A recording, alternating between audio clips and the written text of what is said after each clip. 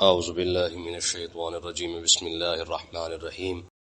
Islam in our life یہ ایک اسلامی یوٹیوب چینل ہے جس پہ مفتی سجاد حسین قادری صاحب روزانہ درس قرآن پاک ترجمہ اور تفسیر بیان فرماتے ہیں۔ اس چینل کی ویڈیو کو لائک، چینل کو سبسکرائب اور بیل آئیکن کو پریس کر کے اور ویڈیوز کو دیکھ کے آپ اپنی دنیا اور آخرت کو سنوار سکتے ہیں۔ قل اللہم مالک الملک تؤتی الملک من تشاء وتنزع الملک ممن تشاء وتعز من تشاء وتذل من تشاء بیدک الخیر انک علی کل شیء قدیر۔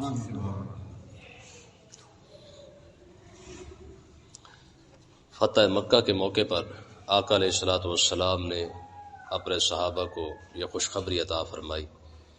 آپ نے ارشاد فرمایا، صحابہ جس طرح اللہ تبارک و تعالی نے بیت المقدس فتح مکہ کو جو ہے وہ تمہارے لیے جو ہے وہ غنیمت بنا کے مکہ تمہیں عطا فرما دیا ہے، ایک وقت ایسا آنے والا ہے جب اللہ تعالیٰ کیسر اور کسریٰ کی سلطنتیں بھی تمہیں عطا فرما دے گا۔ تو اس وقت کفار اور منافقین اور یہودی وغیرہ، یہ کفار اور منافقین جو تھے وہ کہنے لگے جی یہ کیسے ہو سکتا ہے کہ کیسر اور کسریٰ یہ تو دو سپر پاور ہے، کہاں یہ صحابہ کرام اور کہاں سپر پاور، اور وہ بھی مضبوط ترین سپر پاور ہے، ان کے ساتھ لڑنا پھر ان کو فتح کر لینا، ان کو جیت جانا، یہ خام خیالی ہے مسلمانوں کی۔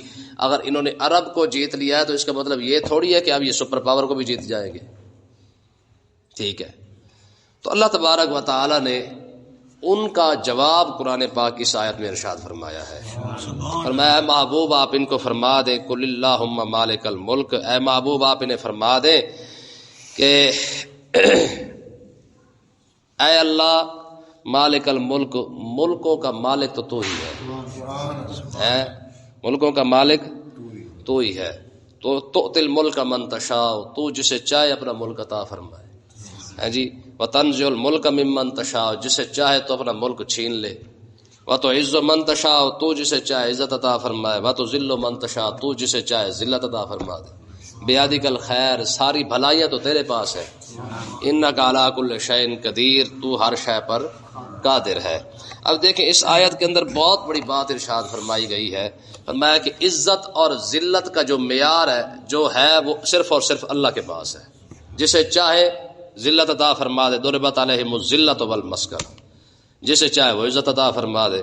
تو فرمایا کہ جو ذات اتنی بڑی ہے کہ جو اتنے بڑے بڑے انبیاء آئے ہیں، دوسرے آئے ہیں، ان کو عزت عطا فرمائی ہے، سلطنت عطا فرمائی ہے، تو کیا اپنے نبی کے صحابہ کو نہیں عطا فرمائے گا؟ جب ہے ہی سب کچھ رب کا، مالک الملک یعنی پورے روئے زمین کا بادشاہ ہی وہی ہے، تو ظاہر ہے جو مالک ہوتا ہے وہ جسے چاہے عطا فرما دے۔ تو اس لیے فرمایا یہ کوئی بڑی بات نہیں ہے کہ اگر اللہ تبارک و تعالی چاہے، جس طرح اللہ تعالیٰ نے فتح مکہ عطا فرمایا ہے، جس طرح خیبر عطا فرمایا ہے، جس طرح دوسری جنگوں کے اندر مسلمانوں کو فتح عطا فرمائی ہے، تو اللہ تبارک و تعالیٰ ان قریب ایسا وقت آئے گا جب کیسر اور کسریٰ یہ بھی فتح عطا فرما کے اللہ تعالیٰ مسلمانوں کو عطا فرما دے گا۔ دیکھیں جب حضور ہجرت کر کے جا رہے تھے نا، تو حضور علیہ الصلوۃ والسلام کے پیچھے ایک شخص لگا، سراقہ بن مالک، یہ بڑا لمبا چوڑا قصہ ہے۔ جب حضور تک پہنچ گیا تو کامیابی نہ ملی، تو جب واپس جانے لگا نا تو آقا علیہ الصلوۃ والسلام نے دیکھا بھی 100 اونٹوں کے لالچ میں آیا تھا، خالی واپس جا رہا ہے، ٹھیک ہے نا۔ تو حضور کی رحمت نے گوارا نہ کیا، کیونکہ مکہ والوں نے انعام رکھا تھا کہ جو آقا علیہ الصلوۃ والسلام اور صدیق اکبر کو دونوں کو لے آئے گا ہمارے پاس، ہم اسے 100 اونٹ دیں گے۔ تو اب جب وہ انعام کے لالچ میں آیا بھی تھا اور واپس جب جانے لگا اور خالی ہاتھ جب جانے لگا، تو آقا علیہ الصلوۃ والسلام نے دیکھا کہ آیا تو انعام کے لالچ میں تھا، خالی جا رہا ہے تو اچھا نہیں لگ رہا۔ آقا علیہ السلام نے بلا کے فرمایا سراقہ 100 اونٹوں کے لالچ میں آیا تھا، جا، ایک وقت ایسا آئے گا جب کسریٰ کے کنگن تجھے پہنائے جائیں گے۔ کہ جی کسریٰ ایران، انہوں نے کہا جی حضور ایران کے بادشاہ کے کنگن؟ فرمایا ہاں ایران کے بادشاہ کے کنگن تجھے پہنائے جائیں گے۔ تو ظاہر ہے وہ سونے کے کنگن تھے۔ جب فاروق اعظم رضی اللہ تعالیٰ عنہ کا دور آیا اور جب وہ ایران فتح ہو گیا، جب کسریٰ کے کنگن منگوائے گئے، اس کا تاج آیا، اس کے کنگن آئے، اس کے زیورات جو پہنتا تھا وہ سارے آئے، تو حضرت فاروق اعظم نے فرمایا بلاؤ سراقہ بن مالک کو۔ جب سراقہ بن مالک کو بلایا گیا تو آپ نے فرمایا رسول اللہ نے تو سونا حرام کیا ہے، فرمایا کیونکہ تیرے لیے رسول اللہ نے ہجرت کے موقع پر ہی عطا فرما دیا تھا، فرمایا کہ یہ پہن کنگن یہ تجھے رسول اللہ نے پہنائے ہیں، ٹھیک ہے نا جی. تو اللہ تبارک و تعالیٰ نے ارشاد فرمایا جسے چاہے رب عزت عطا فرمائے، جسے چاہے رب ذلیل کر دے. آج بھی دیکھیں بڑے بڑے بادشاہ ہماری آنکھوں کے سامنے تھے، کہاں گئے؟ ان کے ٹور ٹپے، ان کے جناب اعلیٰ جو ہے ڈیل ڈول وہ ساری ختم ہوئی ہے کہ نہیں ہوئی ہے؟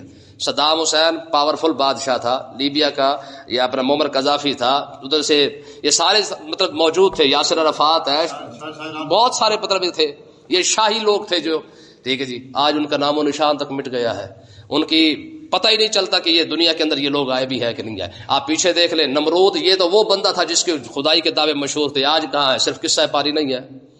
فرعون کہاں گیا ہے؟ جو مغل تھے وہ سارے کے سارے کہاں گئے ہیں؟ پھر چنگیز اٹھا، ہلاکو خان اٹھے، یہ سارے کے سارے کدھر گئے؟ ٹھیک ہے جی. سلطنت عثمانیہ 6 جو ہے وہ بر اعظموں پر انہوں نے حکومت کی ہے، لیکن کہاں گئی آج؟ سارے کے سارے کسے بن چکے ہیں؟ ہاں، جسے رب عزت عطا فرمائے ان کا نام آج بھی چل رہا ہے. دیکھیں نا، انبیاء کرام کو ہزاروں سال گزر چکے ہیں، آج بھی جب بھی نام ان کا آتا ہے، چاہے حضرت آدم علیہ السلام کا ہے، نوح علیہ السلام کا ہے، شعیب علیہ السلام کا ہے، شیس علیہ السلام، ابراہیم، اسماعیل، کسی بھی آپ نبی کا نام لیتے ہیں تو پوری دنیا کی گردنیں آج بھی جھک جاتی ہے. ٹھیک ہے جی.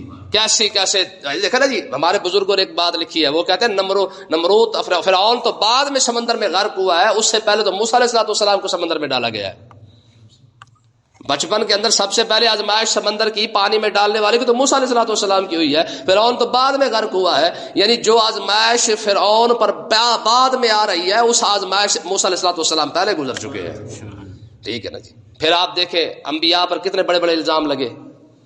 سب سے خسیس کمینہ ترین الزام جو عورتوں نے لگائے، کتنے الزام لگے. داؤد علیہ السلام پر عورت نے الزام لگا دیا، یوسف علیہ السلام پر عورت نے الزام لگا دیا، موسیٰ علیہ السلام پر عورت نے الزام لگا دیا. لگائے کہ نہیں لگائے؟ یہ عورت کی ایک ہی خوبی ہے، جب بھی اس کو کوئی بات اس کے ہتھے چڑھے یا نہ چڑھے، اس نے صرف ایک ہی الزام، جس پر الزام لگانا اس نے ایک ہی بات کرے کہ اس نے میری عزت پر ہاتھ ڈالا ہے. یہ ہتھیار ہے عورت کا. اس نے جب بھی جیتنا ہے نا، جب اس کی عزت نفس کی بات آئے گی، جب اس نے دیکھنا ہے کہ اب میں ہار رہی ہوں، تو اس نے سب سے پہلا اپنا ہتھیار یہی استعمال کرنا ہے. موسیٰ علیہ السلام پر یہ استعمال ہوا. یار نبیوں پر جب استعمال ہوئے یہ چیزیں تو اور نبیوں کو آزمایا گیا ان چیزوں سے. ٹھیک ہے نا جی. تو آپ خود اندازہ کریں کہ اللہ تبارک و تعالیٰ نے پھر ان کو عزت نہیں عطا فرمائی ہے. ٹھیک ہے نا جی. حضرت یوسف علیہ السلام پر جب الزام لگا تو دیکھیں گواہی کے لیے پھر کہاں سے اللہ تبارک و تعالیٰ نے انتظام کیا ہے. موسیٰ علیہ السلام پر الزام لگا تو رب نے کیسا انتظام کیا ہے. تو اس لیے یہ یاد رکھے کہ ہمیشہ انبیاء کے ساتھ یہ ہوتا آیا ہے، لیکن کیونکہ یہ ساری مخلوق میں سب سے عزت والی قوم ہے، ٹھیک ہے نا جی، آج بھی ان کی عزت برقرار ہے. ٹھیک ہے. تو اللہ تبارک و تعالیٰ نے ارشاد فرمایا کہ یہ ساری بادشاہی جو ہے یہ صرف اور صرف رب کے پاس ہے، جسے چاہے عطا فرما دے. جب اس نے بڑے بڑے نمرود فرعون جیسوں کو عطا فرمایا ہے، سلطنت عطا فرمائی ہے، تو کیا خیال ہے اس نے اپنے صحابہ کو نہیں عطا فرما دینی، اپنے نبی کے غلاموں کو؟ آگے دیکھیں جی، فرمایا تولج اللیل فی النہار وتولج النہار فی اللیل. رب نے کتنی بڑی دلیل دی ہے. فرمایا تم سلطنتوں کی بات کر رہے ہو، بادشاہی کی بات کریں، یہ تو چیز ہی کوئی نہیں ہے. تولج اللیل فی النہار، اس کی تو شان یہ ہے وہ تو جناب یار دن کے اندر رات کو داخل کر دیتا ہے کوئی کر کے دکھائے نا. اور تم چھوٹی چھوٹی ایک بادشاہیوں کی بات کر رہے ہو، میں یہ اس کی شان ہے. تولج اللیل فی النہار، اس کی مرضی آئے تو دن کے اندر رات داخل کر دے، اور تولج النہار فی اللیل، چاہے تو رات میں دن کو داخل کر دے. دیکھیں نا، جب گرمیاں آتی ہیں تو کیا ہوتا ہے، دن بڑا ہو جاتا ہے، رات چھوٹی ہو جاتی ہے. رات کا کچھ حصہ دن میں داخل ہو جاتا ہے کہ نہیں؟ ٹھیک ہے. اسی طرح جب سردیاں آتی ہیں تو دن کا کچھ حصہ رات میں داخل ہو جاتا ہے کہ نہیں؟ ہمارا جو اتنے بڑے نظام کو اس انداز سے چلا رہا ہو، آ کر رات کو دن کے اندر بڑھا دے، دن کو رات میں بڑھا دے، تو اس کے لیے بادشاہی دینا کون سی بڑی بات ہے. دیکھیں رب نے پچھلی آیت کو بطور دلیل یہاں پہ بیان فرمایا ہے. فرمایا کہ جو ایسا کام کر سکتا ہے، رات اور دن کو ایک دوسرے میں داخل کر کے دکھا سکتا ہے، تو بادشاہی دینا ایسی کون سی بڑی بات ہے. اور اگلی دوسری دلیل دیکھیں، فرمایا وَتُخْرِجُ الْحَيَّ مِنَ الْمَيِّتِ وَتُخْرِجُ الْمَيِّتَ مِنَ الْحَيِّ. زندہ سے مردہ پیدا کر دیتا ہے، مردے سے زندہ پیدا کر دیتا ہے. جو عجیب و غریب یہ سارے کام کر سکتا ہے، تو کیا خیال ہے اس کے لیے کسی کو بادشاہ بنانا، محتاج کو فقیر کو بادشاہ بنا دینا، بادشاہ کو فقیر بنا دینا، اس کے لیے کون سا بڑا مسئلہ ہے. دیکھیں نا جی، انسان ہے نا، زندہ انسان ہے، لیکن پیدا کہاں سے ہوا ہے؟ ایک بے جان نطفے سے، گندے پانی سے. پانی کے اندر تو جان کوئی نہیں ہوتی ہے نا. جب اس بے جان پانی کے چند قطروں سے اللہ تبارک و تعالیٰ ایک زندہ انسان کو پیدا کر دیتا ہے، تو اس کے لیے فقیر کو بادشاہ بنانا کون سی بڑی بات ہے. ٹھیک ہے جی. تو اس لیے مرغی اور انڈے کو آپ لے لیں، مرغی انڈے سے پیدا ہو رہی ہے اور انڈا مرغی سے پیدا ہو رہا ہے. اسی طریقے سے آپ دیکھ لیں کافر سے مسلمان پیدا ہو رہا ہے، مسلمان سے کافر پیدا ہو رہا ہے. تو زندہ سے مردہ اور مردوں سے زندہ پیدا کرنا یہ تو اس کی شان ہے، وہ تو کرتا ہی رہتا ہے. جب وہ ایسے عجیب عجیب کام اس کے لیے کوئی بڑی بات نہیں ہے تو فقیر کو بادشاہ بنانا بھی اتنی بڑی بات نہیں ہے. کعبے کی چھت پر بلال کو چڑھانا بھی اتنی بڑی بات نہیں ہے. ابو جہل کلمہ نہیں پڑے گا تو کیا ہو جائے گا؟ رب بلال کو کھڑا کر دے گا. تو اس کے لیے کون سا بڑا مسئلہ ہے؟ اگر ابو لہب کلمہ نہیں پڑے گا رب سلمان فارسی کو کھڑا کر دے گا. ٹھیک ہے نا جی، یہ تو ہوتا آیا ہے. تو اللہ تبارک و تعالیٰ نے ارشاد فرمایا وَتَرْزُقُ مَن تَشَاءُ بِغَيْرِ حساب. فرمایا محبوب یہ اس بات پر باتیں کر رہے ہیں جی یہ کیسے ہوگا؟ روم بھی فتح ہو سکتا ہے، کسرا بھی فتح ہو سکتا ہے، کیسر بھی فتح ہو سکتا ہے. فرمایا ان کو یہ عجیب لگ رہا ہے، ان کو یہ عجیب نہیں لگتا ہے کہ اس ذات نے جو ایسے ایسے کام کر سکتی ہے اس کے کیسر اور کسرا کون سی بڑی چیز ہے. وَتَرْزُقُ مَن تَشَاءُ بِغَيْرِ حساب، جسے چاہے وہ بغیر حساب کے رزق عطا فرما دے. یہ تو اسی کی مرضی ہے نا. فقیر بنانا ہے تو فقیر بنا دے، بادشاہ بنانا ہے بادشاہ بنا دے. یہ اس کے لیے کون سا بڑا مسئلہ ہے. ہاں اب کیا تم لوگوں نے کیا کرنا ہے؟ مسلمانوں کو کہا جا رہا ہے تم نے ایک کام کرنا ہے. کون سا؟ لا يتخذ المؤمنون الكافرین اولیاء من دون المؤمنین. اب ذرا یہ آیت ہے نا، ذرا اس کو غور سے سنیں اور اس کو یاد کریں. ٹھیک ہے، یہ لنڈے کے انگریز ہے نا، یہ ان کے لیے بات ہے. فرمایا لا يتخذ المؤمنون الكافرین اولیاء، فرمایا مسلمانوں کو چھوڑ کر کافروں سے یاری نہ لگانا ہے. من دون المؤمنین، جب بھی یاری لگانا مسلمانوں کے ساتھ یاری لگانی ہے. من دون المؤمنین، مسلمانوں کو چھوڑ کر کافروں سے یاریاں نہ لگانا. کیوں؟ وجہ یہ ہے کہ یہ جب بھی تمہارے کام آئیں گے مسلمان کام آئیں گے، کبھی کافر تمہارے پاس کام لن تردان کل یہود ولن نصارى حتی تتبع ملتہم. فرمایا کہ یہ ہم نے فیصلہ کر دیا ہے یہ تمہارے ساتھ کبھی پیار نہیں کریں گے. ہاں تم اولئک تحبونہم ولا یحبونکم، فرمایا تم ان سے محبت کرتے ہو یہ تم سے محبت. ہاں جتنا مرضی امریکہ کہتا ہے جی ہم آپ کے ساتھ ہیں ہم آپ کے ساتھ ہیں، سوال ہی پیدا نہیں ہوتا کہ امریکہ تمہارا ساتھ دے جائے. کیوں جی؟ یہ مسلمانوں کی ترقی کا راز اسی ایک لائن کے اندر ہے. آج بھی مسلمان اگر اپنے مسلمان ملکوں کے ساتھ اتحاد کرے اور ان کے ساتھ کاروبار کرے، ان کے ساتھ سارے معاملات کرے، خدا کی قسم مسلمان تو آج بھی غالب آ سکتا ہے. پیسہ عرب والوں کا ہے. عرب والے کون ہیں؟ عرب والا پیسہ انگریز اٹھا کے اجمی مسلمانوں کو سود پر دیتا ہے. مسلمانوں کا پیسہ مسلمانوں کو سود پر دیا جاتا ہے اور دینے والے کون ہیں؟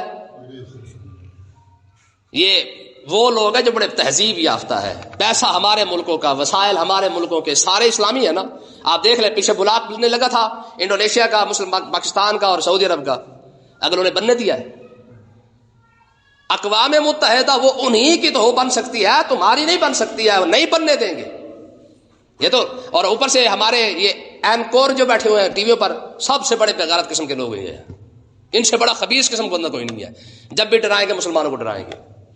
منافقین کیا کرتے تھے؟ اوے کافروں سے مقابلہ نہ کرنا، مکے والوں تو ٹیٹ ہی بڑے ہیں ان کے پاس تو اسلحہ ہی بڑا ہے. اور یہودیوں سے مقابلہ نہ کرنا، ان کے پاس تو اسلحہ ہی بڑا ہے. اور خیبر والوں سے نہ مقابلہ کرنا، ان کے پاس اسلحہ ہی بڑا ہے. جو کام کل کا منافق کر رہا تھا وہ کام آج کا میڈیا والے اینکر کر رہے ہیں. ٹھیک ہے جی امریکہ کے پاس تو پاور ہی بڑی ہے، لندن والے کے پاس تو پاور ہی بڑی ہے. ان خبیثوں نے کبھی نہیں بتایا کہ مسلمانوں کے پاس پاور کتنی ہے. ہماری کل پرسوں بات ہو رہی تھی، آپ کے ملک کے اندر سب سے بڑا بگاڑ پیدا کرنے والے یہ میڈیا ہے.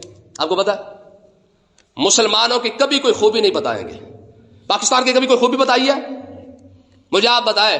یہ قوم یہ تو بتاتی ہے کہ جی مسجد سے جوتا چوری ہو جاتا ہے. اے جی مسلمانوں کا حال دیکھ لیں جی، نماز پڑھنے جوتی چوری کر کے لے گئے.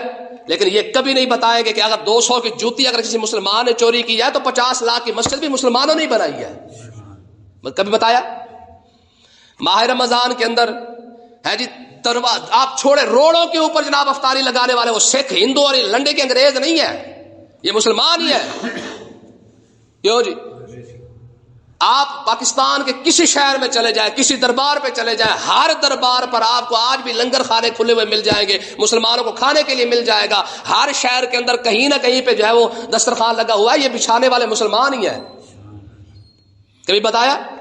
ہاں گلاس اگر زنجیر کے ساتھ لگا نا یہ بتائیں گے لے جی مسلمان کا حال دیکھ لے جی، مسلمان تو گلاس نہیں چھوڑتے ہیں، گھڑا تیرا باپ رکھ کے گیا وہ بھی مسلمان نے رکھا ہے. کبھی بتایا؟ کیوں جی؟ یہ خوبیاں مسلمانوں کی کیوں نہیں بتاتے؟ آپ رستے میں چلے جائیں، پیدل جا رہے ہوں گے، 10 بندے آپ سے پوچھ ضرور لیں گے کہ ہم یہ جانتے نہیں. یہ نیکی نہیں مسلمانوں کی؟ ٹھیک ہے، کتنی بڑی بڑی ہمارا چھوٹا سا پنڈ ہے، مجھے آپ بتائیں اس پنڈ کے اندر کسی ایک سکھ نے آ کے جو ہے وہ بنائی ہے مسجد؟ ایک شہر کے اندر، ہمارے کسی شہر کے اندر آپ چلے جائیں، لاہور شہر کی بات کر لیں، ہمارا ہی ہے ٹھیک ہے، ہمارے لاہور شہر کے اگر آپ مسجدیں گننا شروع کر دیں تو آپ مسجدیں نہیں گن سکتے ہیں. یا سکھ بنا کے دے کے گئے، ہندو بنا کے دے گئے، یہودی نے فنڈ بھیجا ہے. آپ ہر پیٹرول پمپ پہ جہاں بھی جا کے رکتے ہیں، ہر پمپ کے اوپر جناب علیہ ایک مسجد موجود ہے. کس نے بنائی ہے؟ مسلمانوں کی خوبیاں بتائی نہیں جاتی ہیں، صرف جب بھی بتایا مسلمان ٹھگ گئے بھائی، مسلمان تو گندے ہیں، مسلمان تو خراب ہے، اور یہ سارا بیڑا غرق کرنے والا آپ کا میڈیا ہے. ہماری خامیاں بتائی جاتی ہیں، ہماری خوبیاں کیوں نہیں بتائی جاتی ہیں؟ آپ بتائیں، اب ترکی کے اندر جو آیا ہے زلزلہ آیا ہے ٹھیک ہے، ایک ہی مسلمان اور پاکستانی ہے، ایک ہی پاکستانی نے آ کے جناب اللہ پتہ $30 بلین جو ہے اس نے آ کے صدقہ دے دیا ہے. ایک پاکستانی نے 850 کروڑ بنتا ہے غالباً 850 کروڑ روپیہ ایک پاکستانی نے فنڈ دیا ہے ترکی کے اندر. یہ خوبیاں نہیں؟ آپ زلزلے کو دیکھ لیں، آپ سیلاب کو دیکھ لیں، سب سے زیادہ مسلمان آگے نہیں ہوتے ہیں، ہمارے ملک کے لوگ آگے ہوتے ہیں. کوئی اپنے کپڑے دے جا رہا ہے، کوئی اپنے جوتا دے کے جا رہا ہے، کوئی اپنے پیسے دے کے جا رہا ہے، کوئی کچھ دے کے جا رہا ہے، کوئی کچھ دے کے جا رہا ہے. ٹھیک ہے، خامیاں ہر کسی میں ہوتی ہیں، معاشرے کے اندر اچھے برے سارے افراد موجود ہوتے ہیں، لیکن ہماری اچھائیاں کہاں گئی؟ آپ کسی کے گھر میں چلے جاتے، یار ساتھ والا گھر ہوتا ہے، ایک گھر سے لے کر دوسرے گھر میں چلے جائیں، مسلمان کا گھر ہوتا ہے نا، جب آپ ان کے گھر میں ویسے ہی پوچھنے کے لیے چلے جائیں، اگلا کہتا ہے یار چائے پیے بغیر نہ جانا. یہ خوبیاں نہیں مسلمانوں کی؟ مجھے آپ بتائیں، آج بھی مسلمانوں کے اندر کتنے لوگ ہیں جو بھوکے سوتے ہیں؟ سوال ہی پیدا نہیں ہوتا ہے. یہ دسترخوان کھولنے والے، یہ لوگوں کے ساتھ تعاون کرنے والے، یہ سارے کے سارے مسلمان ہیں. تو اللہ تبارک و تعالیٰ نے ارشاد فرمایا لا يتخذ المؤمنون الکافرین اولیاء من دون المؤمنین، مومنوں کے سوا کسی کو اپنا یار نہ بناؤ. ومن يفعل ذلک، جس نے مومنوں کے سوا کسی اور کو یار بنایا، فلیس من اللہ فی شیء، رب کے ساتھ اس کا کوئی تعلق نہیں ہے. اب یہ پاکستانیوں کو بھی سوچ لینا چاہیے، ہمارے حکمران ذلیل ہو رہے ہیں اور انشاءاللہ ہوتے رہیں گے. کیوں؟ کیونکہ انہوں نے اپنا حکمران ان کو بنایا ہوا ہے، اپنا آقا اور مولا تو انہیں بنایا نا امریکہ کو. تو اللہ تبارک و تعالیٰ نے فرمایا فلیس من اللہ فی شیء، جس نے مسلمانوں کو چھوڑ کر کافروں کے ساتھ یاری لگائی، رب کا اس کے ساتھ کوئی تعلق الا ان تتقوا منہم تقا. ہاں اتنا تعلق رکھ سکتے اگر معاملات خراب ہو، پتہ ہو کہ یار دشمن ہے، فرمایا اوپر سے تعلق رکھ لو. ویحذرکم اللہ نفسہ، فرمایا سب سے بڑی بات یہ کہ ڈرنا صرف اور صرف اللہ سے ہے. اللہ تمہیں اپنے آپ سے ڈراتا ہے، وَإِلَى اللَّهِ الْمَصِيرُ، تم نے اسی کی طرف لوٹ کے جانا ہے. تو مسلمانوں کی عروج کی جو ہے وہ ایک وجہ اللہ تبارک و تعالیٰ نے یہاں بیان کر دی ہے کہ اگر تمہیں عروج چاہیے تو مسلمانوں کے ساتھ تعلق بنائے، اللہ تعالیٰ عروج عطا فرما دے گا. لیکن جب مسلمان کافروں کے ساتھ اپنا تعلق بنائے گا، رب عروج کبھی نہیں عطا فرمائے. اللہ تعالیٰ سمجھنے کی توفیق عطا فرمائے. بسم اللہ الرحمن الرحیم. اللہم صلی علی سیدنا مولانا محمد وبارک وسلم. ربنا ظلمنا انفسنا وان لم تغفر لنا وترحمنا لنكونن من الخاسرین. اللہم صلی علی سیدنا مولانا